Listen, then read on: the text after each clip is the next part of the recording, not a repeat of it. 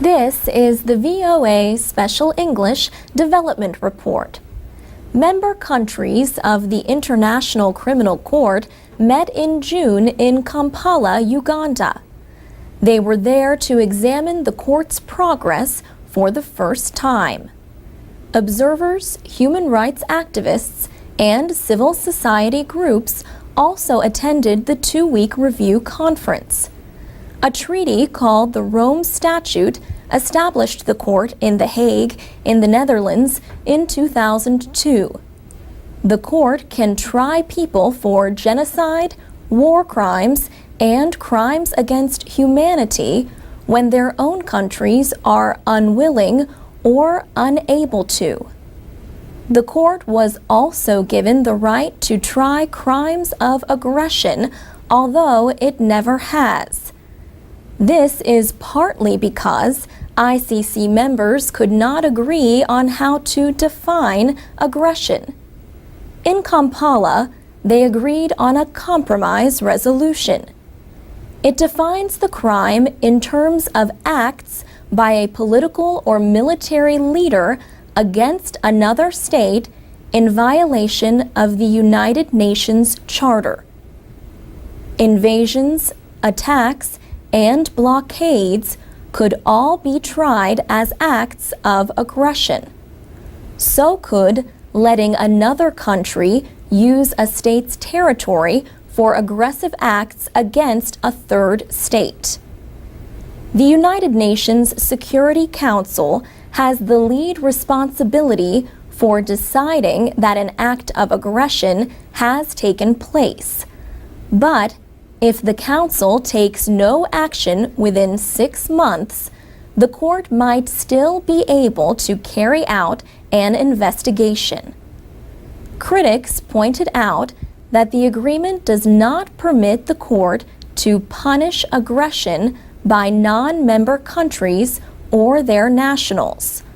Also, members could refuse to accept the court's right to try crimes of aggression. ICC countries also agreed to delay any action by the court on aggression until they re-examine the issue in 7 years. The International Criminal Court has yet to complete its first case involving any crime. 11 cases are currently before the court. They include the case against Sudanese President Omar al-Bashir. He is the first head of state to be charged by the ICC while in office. 2 years ago, the court found him guilty of war crimes in Darfur. Last year, it ordered his arrest, but Sudan rejects the ruling. The ICC review conference took place even as the president was just sworn in for a new term. 111 countries are parties to the Rome Statute. The United States is not among them, but took part in Kampala as an observer. Other countries that have not joined the court include China and Russia. And that's the VOA Special English This is Alex Villarreal with the VOA Special English Technology Report, formerly called the Development Report. Before we changed the name, we went on our Facebook page and asked for story ideas. Some of you suggested that we talk about ICT, Information and Communication Technology. Well, the International Telecommunication Union, a United Nations agency, released its latest ICT Facts and Figures report in October. Since 2005, the number of Internet users worldwide has doubled to more than 1.5 billion people. At least 2 billion are expected to be online by the end of this year. The ITU says more than 70% of new internet users this year will be in developing countries.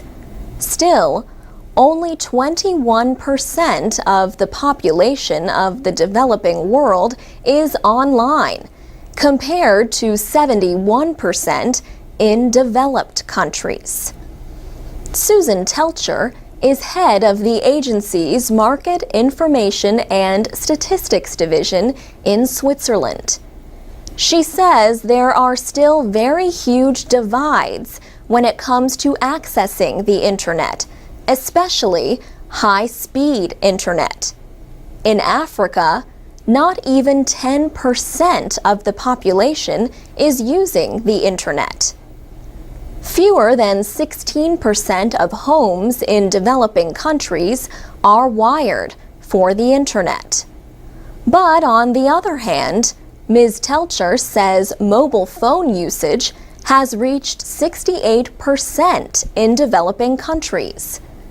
The world has almost 7 billion people. 9 out of 10 now have access to mobile networks. The ITU estimates that mobile subscriptions will reach 5,300,000,000 this year. The majority are in the developing world. And Susan Telcher says more and more people in developing countries are using their mobile phones to connect to the internet. Ms. Telcher says mobile technology is already improving lives in developing countries. She points to examples like banking by phone, e-health services, and farm reports by text messaging. And the possibilities will only grow as broadband or high-speed connections become more widely available. ITU Secretary General Hamadoun Touré calls broadband the next truly transformational technology. He also calls it the most powerful tool available in the race to meet the Millennium Development Goals by 2015. For VOA Special English, I'm Alex Villarreal. Join us online at voaspecialenglish.com or on Facebook or Twitter at VOA This is the Learning VOA English. Special English Technology Report. Hate groups and terrorists are increasingly using the internet to spread their beliefs. The Simone Wiesenthal Center, based in California, says the problem is getting worse. The center has released its latest digital terror and hate report. Rick Eaton is a researcher with the group. He says the internet offers a lot of information, not only about things like making explosives, but also about kidnapping and guerrilla warfare. And many times, he says, this information is connected with political philosophy on not only how to do it, but where you should do it and what targets you should attack. The new report identified about 15,000 websites considered problematic. They included news groups, social network pages, YouTube videos, and games that could incite hatred. Officials say there was only one such website when the center first launched the project in 1995. Rick Eaton says Al-Qaeda was one of the first terrorist groups to use digital technology. He says the group's online presence continues to grow. The Simone Wiesenthal Center is a Jewish human rights organization. This is its 14th year reporting on internet terror and hate. Rabbi Abraham Cooper is Associate Dean of the center. He says hate websites increasingly target religious minorities. In his words, whether it's a hate crime in the United States, or if you're looking at the targeting of Christians from Nigeria, the Coptic Christians in Egypt, what's happening in Iraq, right through to Afghanistan and Pakistan, you have the targeting of millions of people. Rabbi Cooper says we must all take part in solving the problem of internet terror and hate. He says people need to recognize when websites cross the line from free speech to targeting groups for discrimination and violence. He also says religious and ethnic leaders must work together to condemn all forms of hatred. In his words, we have to stand up for our own rights and our own communities.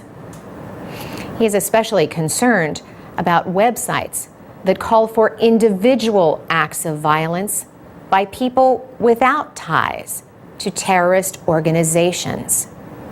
He says such websites are even more worrying because they are harder for law enforcement officials to identify. The new Digital Terror and Hate Report is the first to be offered to law enforcement officials through an online app that provides up-to-date listings. For VOA Special English, I'm Alex Villarreal with the VOA Special English Technology Report. Silicon Valley in Northern California is home to many of the world's largest technology companies. These include Apple, Google, Oracle, Intel, Cisco Systems, and Hewlett-Packard. The Valley is also home to the Computer History Museum in Mountain View. It reopened in December after $19 million worth of improvements. One of the additions is a permanent exhibit called Revolution, the first 2,000 years of computing. Alex Bohanek is a curator at the museum. Mr. Bohanek says the new exhibit tells the story of more than 1,000 historical objects. He said some of the oldest items are actually not computers. They are devices that helped people calculate. And the first object people see walking into the exhibit is an abacus from the 1800s. Because the abacus is a daily use device made from wood, few of them have survived. Mr. Bohanek says people have the chance to handle some of the objects in the exhibit. He says one of the more popular items is a portable computer from 1981. The Osborne 1 was about the size of a sewing machine and weighed more than 10 kilograms. So, just being able to pick one of those up will help visitors understand how difficult portability was about 30 years ago. Visitors to the Computer History Museum can also see parts of one of the earliest large-scale electronic computing devices. The ENIAC, or Electronic Numerical Integrator and Computer, was designed during World War II. There are also pieces from the guidance computer that was used during the Apollo space missions. Mr. Bohanek says the Revolution exhibit is about more than the history of modern computing. He says it tells a much larger story about how these developments have affected society and culture, especially in recent years. He said the revolution to most people is that computers are everywhere. If you are crossing the street, there probably is a computer controlling the traffic light. Computers surround us. In some cases, they are even inside us, like the cardiac pacemaker device in the exhibit. The Computer History Museum plans to launch an online version of the exhibit in March. The museum has 100,000 items in its complete collection. Only 2% of them are currently on display. But officials say 75% of the items will be viewable online. For VOA Special English, I'm Alex Villarreal. This is the VOA Special English Technology Report. Using a computer mouse or trackball can be a little tricky. You choose the object you want and move it to where you want it, only to have it end up in a different position. This happens to all of us sometimes, and we think little of it.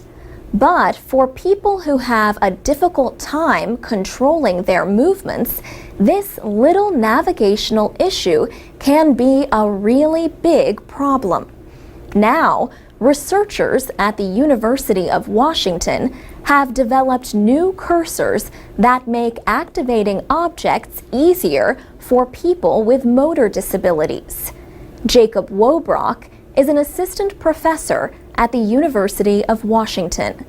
He leads the AIM research group that developed the cursors. Professor Wobrock says mouse cursor operations are complex processes that assume things about computer users.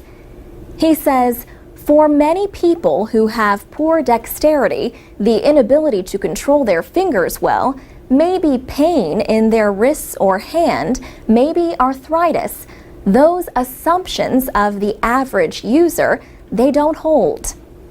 The AIM research group has developed two cursors. One is called the pointing magnifier. Professor Wobrock says it uses a large circular cursor instead of the traditional arrow pointer. Users can make the circle as big as they like. When the circle is positioned over the target, everything in the circle appears larger, almost filling the whole screen. This makes it easier for the user to click on the object. Inside that magnified view, the user sees the regular point cursor, the little arrow, and with that, they can click on the target they want, or they can move the target. The AIM research group's pointing magnifier software can be downloaded free from the University of Washington website. AIM is short for Accessible, Interactive, and Mobile. Professor Wobrock says the group's main goal is to make information and computer systems more available and easier to use. And he says AIM's work is not just for people with disabilities. People usually think of accessibility as having to do with someone's physical or cognitive state. But Professor Wobrock says some projects have looked at situational impairments. These are challenges to accessibility that are caused more by the situation that the computer user is in. An example of this might be trying to walk and use a small mobile device at the same time. For VOA Special English, I'm Alex Villarreal. MP3s, podcasts, and transcripts of our reports are at voaspecialenglish.com. We're also on Facebook and Twitter at VOA Learning English. From VOA Learning English, this is the Technology Report. A United Nations special investigator recently called for a ban on the production and use of lethal autonomous robotics, known as LARS. Critics say these killer robots may one day choose and strike targets independently without human direction. UN official Christoph Haynes says the lack of human commanders raises many moral and ethical questions about LARs. He spoke in May at a meeting of the UN Human Rights Council in Geneva, Switzerland. He says the taking of any human life deserves a basic level of consideration. Mr. Haynes says the deployment of machines to kill people may be unacceptable because the world has yet to agree on legal responsibility in such cases. He says killer robots should not have the power of life and death over human beings. He disagrees with people who say robots could help reduce the possibility of what they call riskless wars. Mr. Haynes says people make mistakes. They can act out of fear or be driven by revenge or cruelty. But unlike robots, they can also act out of compassion. He says humans consider many different things in each situation they face.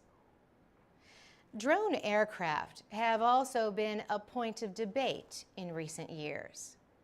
These vehicles are piloted by a person on the ground. Many countries have drone programs. Drone strikes have helped the United States in its battle against militants in countries such as Afghanistan and Pakistan. In May, President Obama said the use of drone strikes must be held to high standards. He called the use of drones effective, but he noted that the new technology raises what he called profound questions.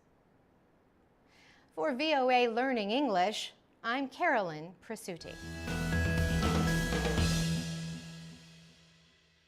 From VOA Learning English, this is the Technology Report in Special English.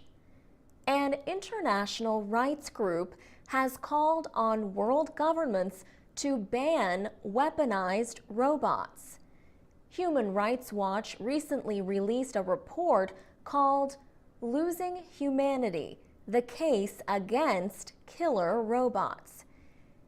It warns that fully autonomous weapons systems could increase the risk to civilians during armed conflicts. Militaries around the world are using unmanned aerial vehicles, also called drones, more and more. The drones gather intelligence, help identify targets, and fire weapons, but only if a human operator gives the order. Human Rights Watch fears that within 30 years, developments in technology could remove the need for human operators. David Metham is the United Kingdom Director of Human Rights Watch. He says his group is concerned that robots will not be able to tell the difference between civilians and combatants. The United States and other militaries have stated they have no plans to remove human supervision over the decision to use deadly force. Human Rights Watch says a treaty would help to guarantee that this does not happen. The group says a ban on what it calls killer robots would be similar to current bans on the use of landmines and cluster bombs. Some experts say that all autonomous technology should be discussed. For example, France sent remote-controlled robots to Japan last year to help contain the nuclear disaster at the Fukushima power center. This was a job that most people would agree was better left to machines. For VOA Learning English, I'm Alex Villarreal. Of aggression. So could letting another country use a state's territory for aggressive acts against a third state. The United Nations Security Council has the lead responsibility for deciding that an act of aggression has taken place. But if the Council takes no action within 6 months, the court might still be able to carry out an investigation. Critics pointed out that the agreement does not permit the court to punish aggression by non-member countries or their nationals. Also, members could refuse to accept the court's right to try crimes of aggression. ICC countries also agreed to delay any action by the court established the court in The Hague in the Netherlands in 2002. The court can try people for genocide, war crimes, and crimes against humanity when their own countries are unwilling or unable to. The court was also given the right to try crimes of aggression, although it never has. This is partly because ICC members could not agree on how to define aggression. In Kampala, they agreed on a compromise resolution. It defines the crime in terms of acts by a political or military leader against another state in violation of the United Nations Charter. Invasions, attacks, and blockades could all be tried as acts of. This is the VOA Special English Development Report. Member countries of the International Criminal Court met in June in Kampala, Uganda. They were there to examine the court's progress for the first time. Observers, human rights activists, and civil society groups also attended the 2-week review conference. A treaty called the Rome Statute